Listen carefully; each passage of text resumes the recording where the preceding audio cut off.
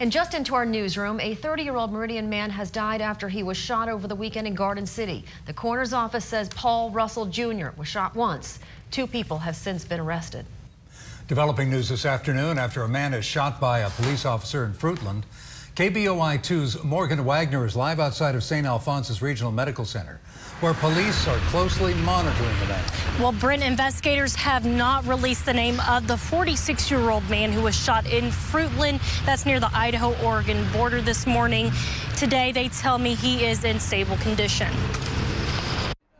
Just before midnight, Payette City Police say one of their officers tried pulling over a car headed towards Fruitland on Highway 95. They say the driver ignored their commands. He continued to head down Highway 95, where Fruitland police had spike strips laid out to help slow the chase down.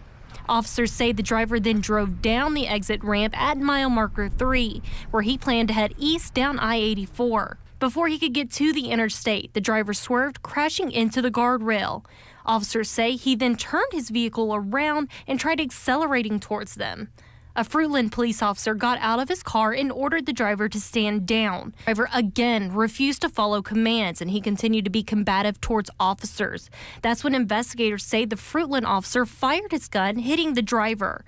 Officers then provided first aid until emergency workers could take him to St. Alphonsus in Boise for his injuries.